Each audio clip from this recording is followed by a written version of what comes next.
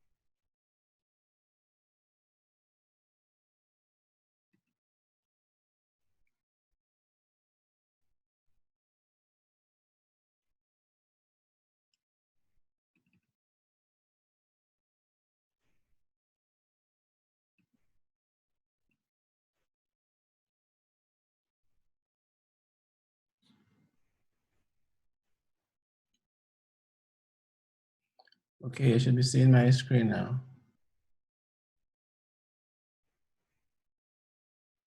Yes. Okay. So this is the penultimate class for CSD.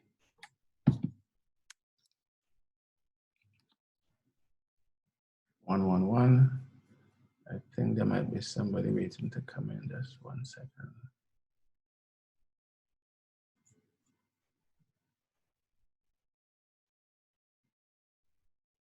Nope.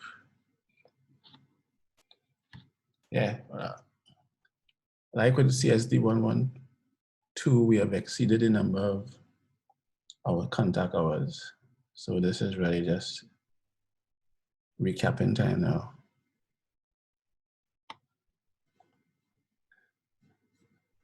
Now, the course description, this course provides trainees with a comprehensive review of the rationale for and the preparation of documents listing the organization's expectations to increase its resources or impact. And this is nothing there about funds there, as you would well remember. Civil society organizations and the non-profit sectors are directed to the major ways to implement their policies through well-defined and targeted messages to encourage the support of external publics. As I kept saying, it's not about a begging mission. It's about looking for people to invest in your mission. So general objective, to prepare trainees to develop comprehensive and viable project plans by setting realistic goals and determining the resources needed. Again, nowhere there have you seen funds or finance or money. It is understood that those are the major resources that you'll be looking for. Specific objectives. To demonstrate the operational differences between policy, program, and project. We spent a lot of time on that. To provide template choices for the preparation of grant and other funding proposals. We use 2 templates. One second.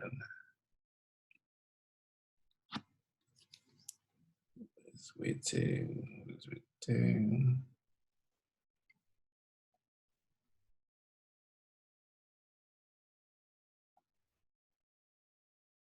Yes. So to provide template choices, as I said, we had 2 that we dealt with in detail. small grants, which is a local UN Jeff project funding mechanism. And then we took a look at one of the big ones, at least for a readiness grant for the GCF. And then to guide trainees to improve the impact of organizations by attracting resources. Agreed so far? Is that what we've been up to? Yes. Agreed. Kiddos. So this was the original layout in terms of how we would deliver the course. Of course, I deviated significantly because we just went with the flow in terms of how the other course was going. So as we did more on mission, and so we incorporated more of the mission into the development of grant proposals. But this was the suggested content. Policy, programs, and projects. Is there anyone here now that doesn't have a firm handle on that?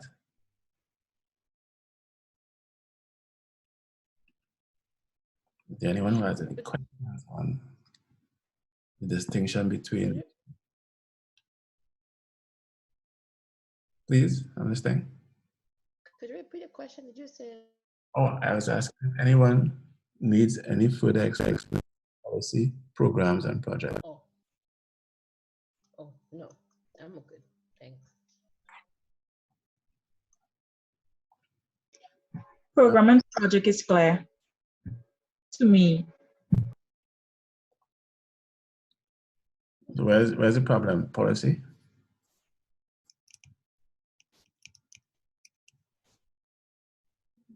Was that you, Kenya? Yes, I was saying that I know the distinction between a project and a program. So, Okay. yeah, project and a program. So I was saying it's clear to me. Great.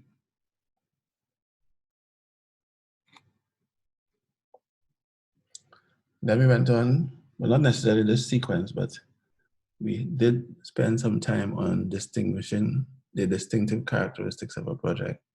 The fact that it's time-bound, that it's comprised of discrete operations, and the real devil is in the details in terms of how do you get these discrete operations to gel into one complete project that achieves the goals or objectives that you set out. And then we said that it would be resource intensive. Of course, some of those resources will include finance or money, but it's also going to call for some human capital as well, to have the right people in the right place, doing the right things at the right time. HR with the right skills, right? Sorry? I say HR with the right skills. Yep, yeah, definitely.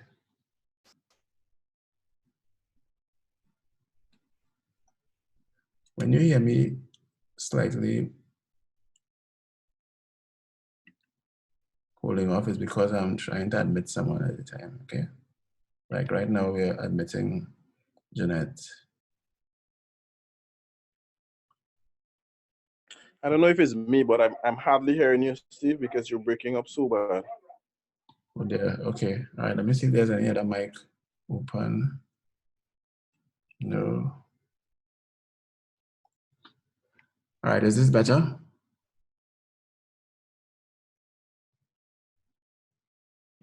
I'm hearing okay. Okay. Yes, it's a little better. All right, okay. Yeah, hearing. All right, I don't think there's anyone else waiting to be admitted. Jeanette, we're just going through the course outline and some of the specific objectives in this penultimate class. Okay. Right? All right. So we are operating from my screen. And I was asking if anybody had any difficulty with policy, programs, and projects, if you're clear on the distinction between the three. Any concerns there? No.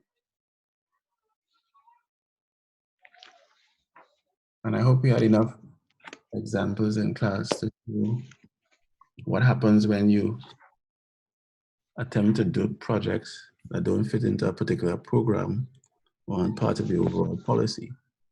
And we made the point that for CSO, a lot of its policy directives are going to be found in the mission statement. Because the mission is like your broadest policy statement possible. Was there anyone who did not agree with that or wasn't there for that particular lecture?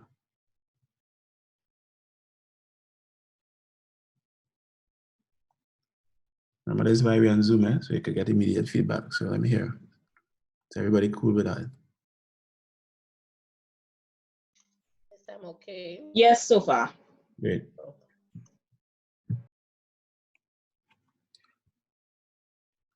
Because I wouldn't want to take silence as an agreement. I need to hear from you. Especially since I'm not seeing you. Good here. Okay. Right, Miss Simon?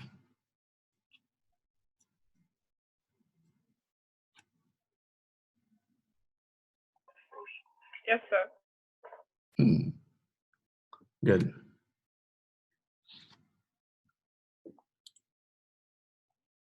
So we talked about the fact that projects are time bound, have discrete operations, and they're resource intensive. What about this whole business about projects as manageable operations? What did you all gather from that?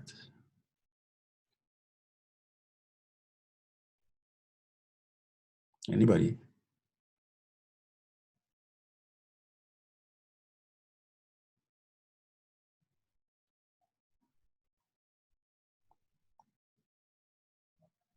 I believe it was said that they have to be done. I think you mentioned something about smart. They need to be, There you go. yeah. And also Mm-hmm. it has to be done in task, like everything Yeah, has discrete to steps. be, yeah.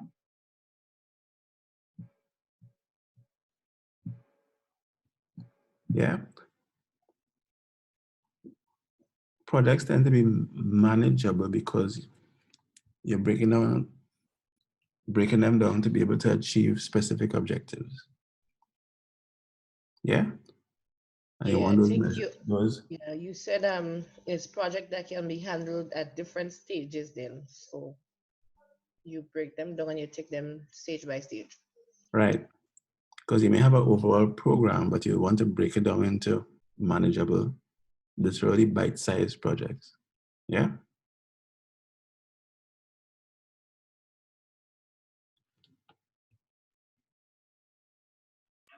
Excuse me. I'm hearing you like very break up, coming in and out. Wow. I'm wondering if that is at my end or I'm not seeing any internet issues here. But I'm sharing the same sentiment. I'm hardly hearing any questions and so forth that you're asking. all right, just now.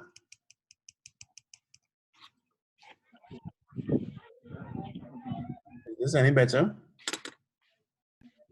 Yeah, that statement just came very Yeah, clear. this came in real clear to me too. Okay, I think I might be having some bandwidth issues here. I'm hearing you breaking up as well.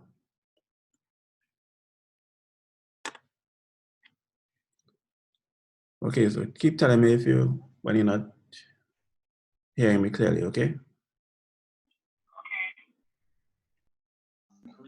All right.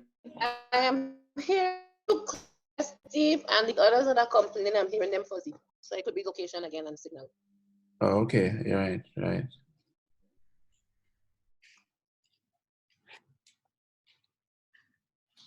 Okay, so we said that they have to be manageable operations, right? And you want to break them into specific tasks.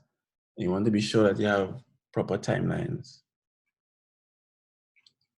We did not go into the, You're supposed to have specific time, beginning and endings and so forth.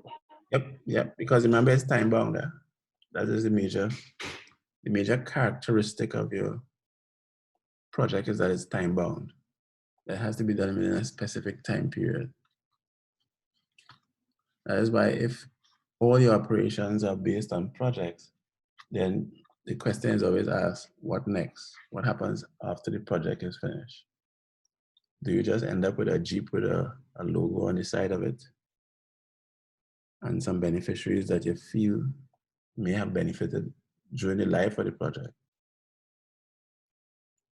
But if the project was linked to some sort of sustainable program, then you should have continuing benefits rolling out. Even when the project has been officially concluded, the program would still be in place and you will still be meeting your policy objectives. Yep. In an ideal world, that's how it's supposed to work out. Right? In an ideal world.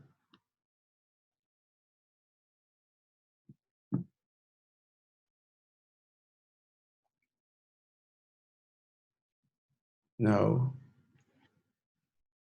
over the 8 weeks, we looked at the rationale for these project proposals. On the top of the list, obviously, was funding. And then, of course, you have diversification. Diversification in terms of the types of activities you want to conduct, the type of aspects of your mission that you want to accomplish. And if these require external resources, especially funding, then you had to come up with project proposals that would impress upon a donor or a funding agency that this is a worthwhile area for investment. Because that's what you're doing, you know. You're putting forward a case for investment. And to be able to put forward that case, it depends on who is doing the asking, right? So that's where the history of the organization comes in, the mission, whether this project is going to fit into some overall program and policy that the organization has. And then if you're asking people to invest, they need to invest in an operation that is well managed and activities that are going to be well managed. So that's why they're interested in your track record. From your end, you want to do your research. You want to be sure that you're speaking to the right people or the right funding agencies, the right investors for what you're about.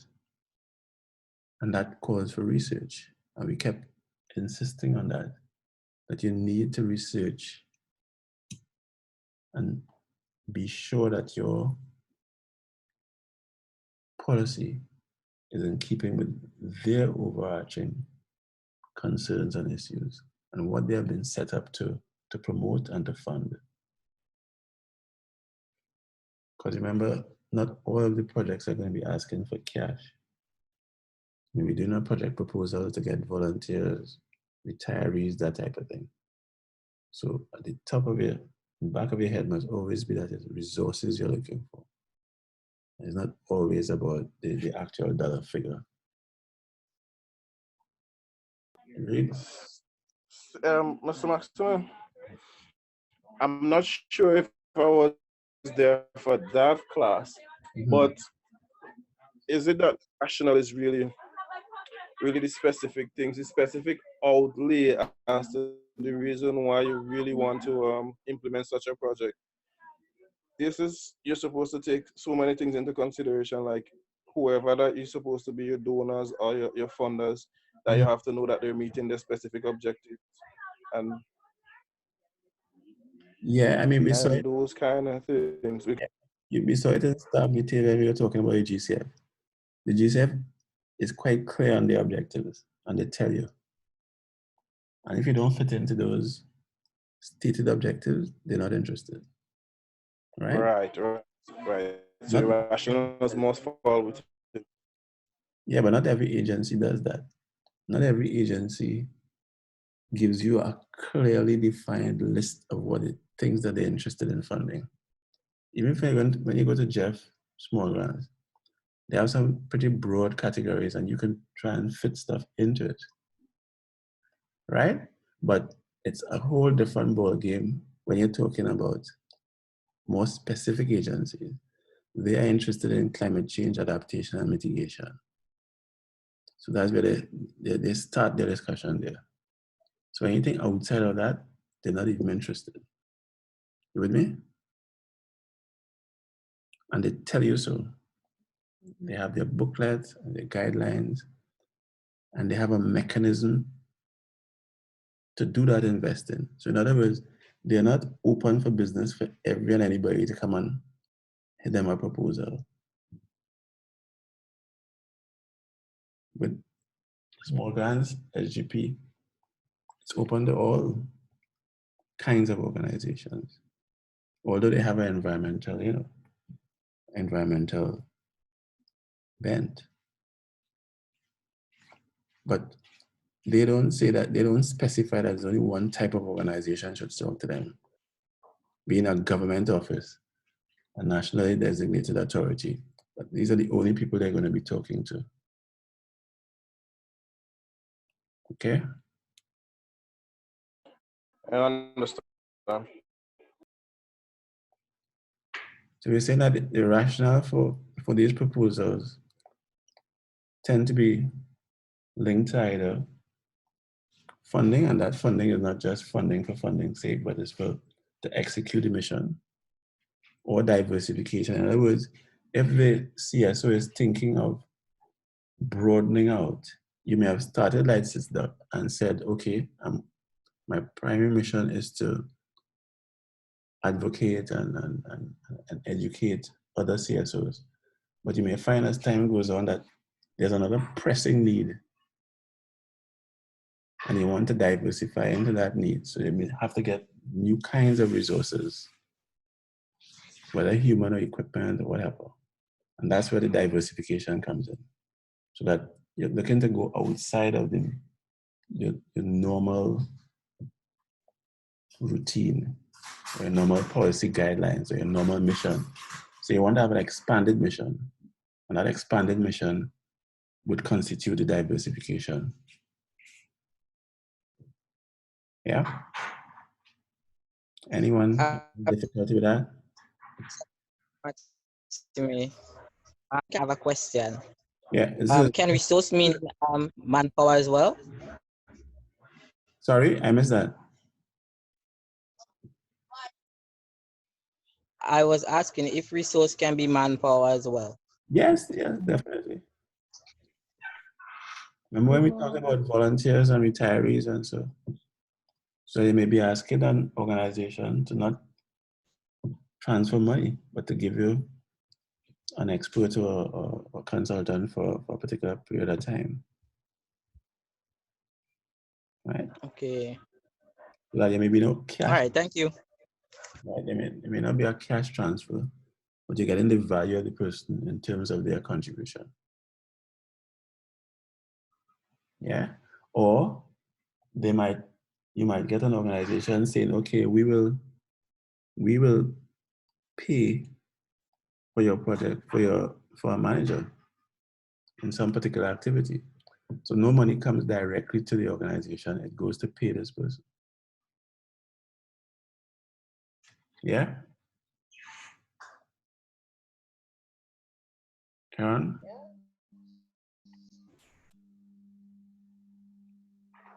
Yeah, I'm here. I'm here. I got that clear. Great. I was just tweaking between. I realized it's probably my internet giving trouble. Now that I'm using my data, everything is clear.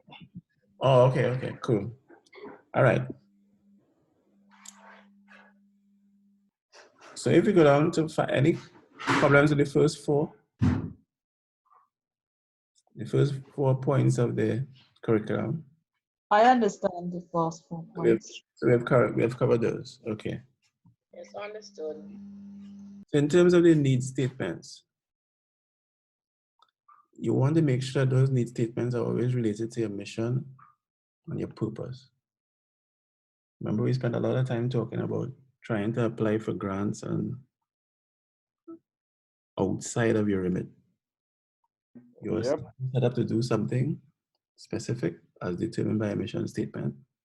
But yet still, since you heard that, you know, SGP have money for X or Y, you write up a proposal for X or Y, even though that is not part of your core mission. And you haven't spelled it out in terms of an attempt at diversification. Yeah. So I'm suggesting that the circumstances under which you would want to apply for something outside of your normal remit is if it's going to be part of a diversification effort. And you would have to come with really good points to convince any organization that you didn't just come up with that idea because you heard they had money.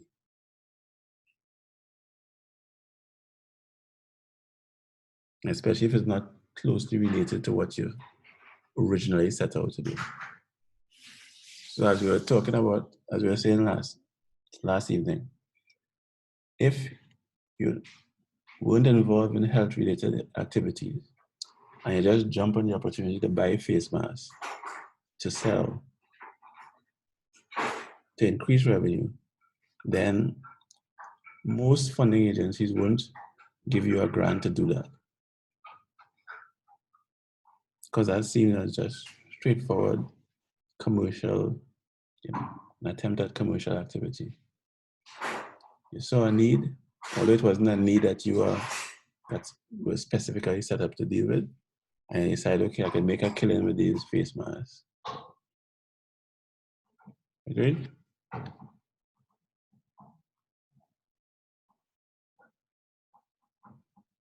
Agreed.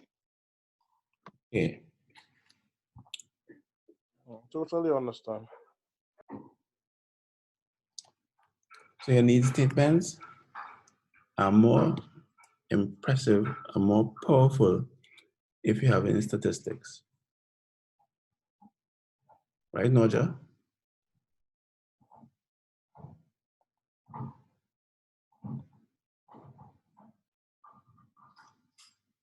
Noja?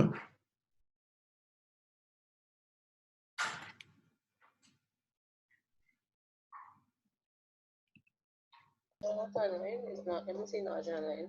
Is that online? Okay. No, not yet. Okay, okay. Let's. Are we having difficulty coming out? Yeah, of course, expert views, evidence, and trends. Now I'm going to go through all four of those to tell you some of the difficulties and the intricacies of dealing with them. Yeah? So No problem. we're going to run out of time in a little bit. So I'm going to ask Kenya to be on standby, right, to do the second session. Agree, Kenya? Okay, Right. no problem. Yeah, so I'm just going to run this down a little closer to the time, do the recording, save it, and then we move over to Kenya's account. Yeah, so let's start looking at these four areas that one would think would strengthen the need statement. As I would have mentioned in class a couple of times, there are lives, there are damn lives, and then there are statistics. So that I am always very cautious about people who want to throw statistics about, because as I said, the most common example is in the use of the term average. When people want to prove a particular point, they can say that the average income, and definitely not going to get into any river road talk or anything like that, but the average income in a particular community, which is where the conversation led last. But I'm saying that if you see a statement, a statistic that says the average income in an area is 12,000 a year, that could mean something. It might make that area sound like a low income area.